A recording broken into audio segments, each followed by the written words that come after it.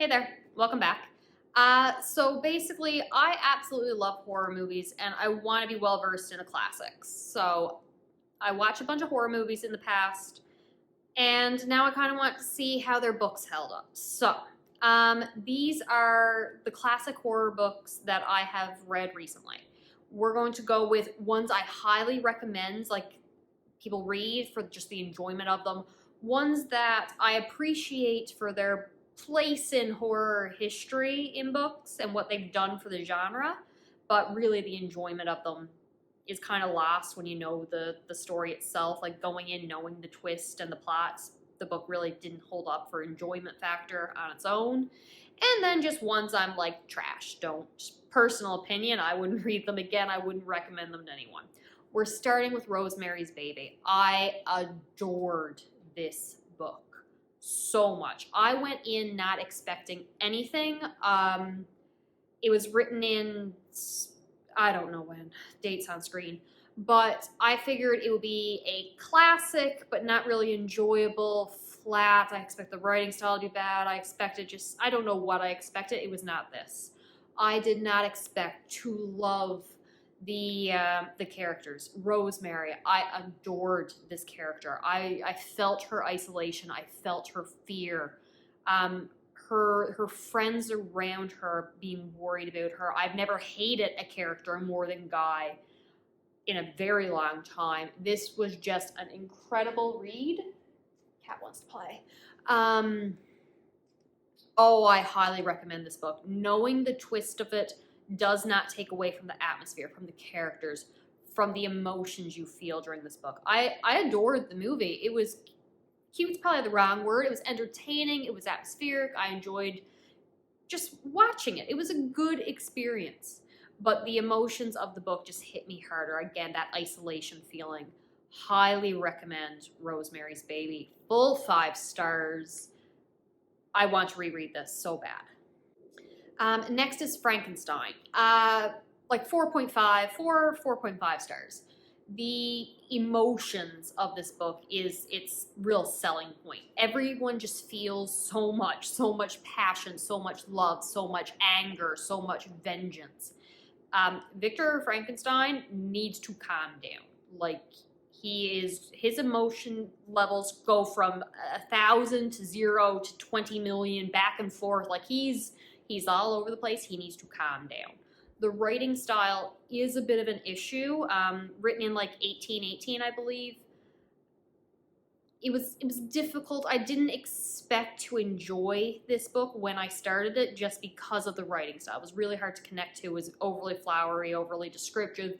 So much description of nature. I swear to God, you would think like going for a walk in the forest could cure all forms of depression by how magical nature is. But also, ordinarily I put a lot of value in female characters and the writing of them. It's not done well in this book at all. But the other characters, the monster is a masterpiece work of fiction, and the movies did him the biggest disservice. Oh my God, I cannot tell you how much I love the monster and everything he's feeling and his story and what he's gone through and how people have treated him. Oh my God, he deserves his vengeance. The Frankenstein is a masterpiece, work of art, paving a path to a new genre, and I cannot sing its praises enough. I highly recommend you read Frankenstein. Just keep in mind that it might not start off as the most enjoyable read just because the writing style is so different. Themes and the characters and just the talk and motivations of passions and emotions and vengeance, yes. Just all of the yes. The Legend of Sleepy Hollow. This is just a cute little enjoyable read. It is poetry, is what this is. Get this as an audiobook, put a fire on, curl up with a cup of tea, and just enjoy the atmosphere. The characters extremely flat, but it's a very, very short read. I think it's like 100 pages, so audiobook definitely is not taking long. And it's just like a dramatic reading. It is a dark story, but told with humor, and there are some tonal shifts that really kind of keep you on guard, a little bit of a difference between them. It is just an enjoyable time. Like I said, it's basically poetry. The Hellbound Heart, I gave this 5 stars. And I did not expect it because the movie, I appreciated the special effects. I appreciate the character design and the work of the visual effects of it. The story and characters themselves, I wasn't a fan of. Whereas in the book, oh my God, the writing is fantastic. I was immediately immersed in the story. The descriptions were incredible. Very over-sexualized, and the characters. I'm not saying they were brilliant or anything, but for a relatively short novella, they've packed in a decent amount of character work. I highly recommend this book. Just see if the writing style clicks for you, because it definitely did for me. In terms of the actual plot, follows the movie almost beat for beat. Very few changes, just very minor ones. However, it's just a different experience. Like I said, the movie, I appreciated all the visual work of it.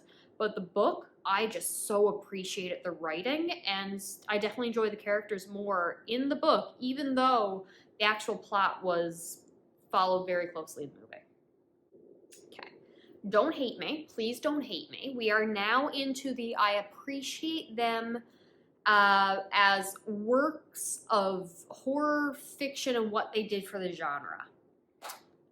I hated Dracula. I'm sorry. I read this in high school, or I tried to read this in high school initially.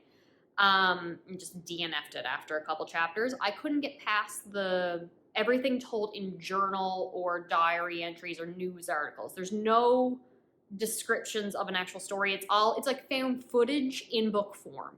And at the time when I was in high school, I could not get past that. I didn't understand how you're getting attacked by vampires, but you somehow find the time to journal. Just broke my immersion. I then reread this 2 years ago, I think it was. No, it might have been last year. Doesn't matter. I absolutely adored the beginning of this book. What takes place in Transylvania, full 5 stars. Loved it to death. This was incredible writing. I loved like this found footage journal entry element of it. The characters were great. I love Dracula. I love the fiance guy. This was incredible. Then something happens when we go to America, and there is just so much of friendship and how much I love you and the camaraderie and working together and character dynamics in terms of you mean the world to me, I would die for you, which I would love, except this is the epitome of tell, don't show. Everything is told. It's flat out someone saying how much they care about each other and how much they mean to one another, but it's never shown. It is just monologuing about what you mean to me. And it was driving me up the walls, making me hate this character and root for the vampire. I wanted him to kill them all. There was definitely some humorous moments involving garlic and someone saying, I need to air out the room. I appreciate reading this book. I love seeing the development and the popularization, not the origin, but the popularization of vampires, because they'll probably always be my favorite horror monster. It's just the execution in the second half did not work for me. Someone also pointed out a lot of xenophobic themes in terms of anti-immigration that I'm not going to comment on because I haven't really looked into that, but there are actual essays written on this online, and it's not in the author's favor. So that is something I just want to bring up. I appreciate this story so much. I appreciate the found footage kind of elements of it. I wish I connected to the second half the way I did to the first. Only 2 stars, not for me. I might have to reread this someday because my opinions changed drastically from high school to when I first read it. So maybe upon second reread, I'll appreciate it more. Oh, side note that I forgot to mention. I am surprised this was not taught in like Sunday school kind of thing, because the amount of religious Christian monologuing was exhausting. Like, so much monologuing in terms of Christian religion. Just had to throw that in there. The Omen, 3 stars. Really just average. I kind of went into this wanting to know if knowing the setup and plot and twist the book still held up. And it kind of did. I enjoyed the characters. I enjoyed the character relationships. I really felt the dynamic between the parents and the child and how much they cared for the child and wanted to love him and accept him and raise him, and the hurt when the truth is revealed about the child and their child. But really, if you know the twist of the story, which I'm assuming everyone does, it plays out exactly as you expect. Changes from the movie are very small. It's just really more additional information on characters and just little tweaks in depth. But that's not surprising, because what I learned today was that the movie came before the book. This is a novelization of the movie, and the book was just released 2 weeks before the movie, more as promotional material for it. And I'm just like, really? Yeah, that kind of sounds like it. Religious elements were incorporated well, however, it did become very repetitive and kind of annoying. Yeah, even having not watched the movie in a number of years, you know all the plot beats, and that really took a lot of the engagement and investment out of the story, just because so much of the story relies on misdirection and the mystery of who is Damien, who are his parents. I can't even really say, well, no, I can say I appreciate its role in its place in like the horror genre, just because this kind of child of Satan is a really interesting element and trope kind of thing that I want to read more of, because you've got so much that could come in terms of like nature versus nurture, the idea of destiny and choosing your own faith, and like a parent's love for a child and sacrifice. Like, can you sacrifice your own child if you know they're going to grow up to be this, or can you trust that you've raised them to not do this? I wasted potential because I wanted those elements to be explored more. The idea of sacrifice definitely was, and it really hurt when the father come near the end of the story and the graveyards. And I appreciate reading this book. I appreciate its place in the genre. It just was not an engaging read. The Exorcist. If you watch the movie, you have read 2/3 of this book. It follows it basically plot beat for plot beat. The story just expands on things more. You get more of the priest elements, more of the loss of faith and having to find your faith again in religion, and just gaining evidence on that should this exorcism be performed. And honestly, I like the movie more. I just appreciate being able to streamline and condense and make good use of your time in the story. So being able to streamline the story into the movie works so much better for me. The book itself felt bloated at times, and scenes tend to drag. I still gave it like 4 or 5 stars. Like, this was a good book. If you want additional description of gore and sexual elements and horror combining the two and disturbing scenes, go with the book. Go with the audiobook if you want it to really to hurt you. But it just was an intense read. Even knowing the story did not detract. The character work was great. The plot was good. I recommend. I do. It's kind of just like, I prefer the movie. I'm sorry. Okay, again, I said don't be mad at me. Something Wicked This Way Comes. 2 stars. I get Ray Bradbury is a genius and well-loved. This book, to me, read like dark carnival, coming-of-age fairy tale. Point on that fairy tale. We're in like child dream-like knowledge kind of setting world where things of exposition and plot points aren't really discovered through the story so much as that knowledge becomes just available to the child and they're explaining what's going on, like they're playing a game and kind of making up the rules and other characters as it goes is really what it felt like to me. I can't put into words how to explain it. You're either going to connect and love this writing or you're not, and I did not. The themes in terms of coming to age and adulthood and fear and growing up and what would you sacrifice for your youth, that is all expertly well explored. I understand why people love it. It's just the story itself was not for me. I do not like child narrators, and I really don't connect well with coming of age stories. So that's just a me thing. I don't think this book was my kind of thing. So hard to give an explanation on if you're going to love it, but I can say that there were a lot of tense, suspenseful scenes that got me. That library scene I was holding my breath when I was reading it. Oh my God. Okay, Jekyll and Hyde.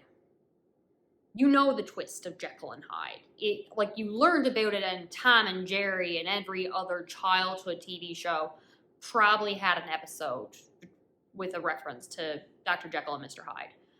If you know that twist, it is not worth reading the book. Felt really, this is all my obvious opinion, some people love it. There's some really good Goodreads reviews and highly rated ones, and I don't understand it. Because to me, it was overly dense, bloated, descriptive writing. I did not connect with the atmosphere. I did not connect with the plot. I did not connect with the characters. There was nothing I really liked about this book. It gets 2 stars for me just for the concept and what sprung off it. Really, I hated this book. Go watch the BBC miniseries. It is nothing like the book, and it is fantastic. Love that series. Okay, last one for the no one should read this, ever. I Know What You Did Last Summer. The most unlikable characters, murderers in the world, kill a child and then try to get away with it, forget it ever happens, leaves him to die, torments his family members.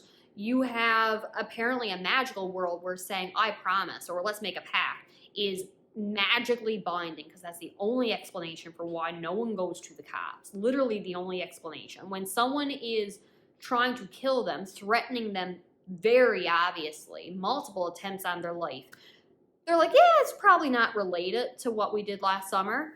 And you have a random unexplained psychic character for no reason that just pops up out of the blue. Hated this book, hated this story, hated these characters, hated this plot, hated this world, hated the logic of it. I hated the movie, and somehow the book was worse. That's all I can say. All I can say about this book. No one should really read it. Very, very subjective opinion, but that's what you're getting from me because I hated it. All right, these have been the classic horror books that I have read. I definitely have more I need to go through. There's some more diverse ones I need to read, but these are the big ones that kind of came to my mind when I'm thinking of classic horror books. All right, I will talk to you later.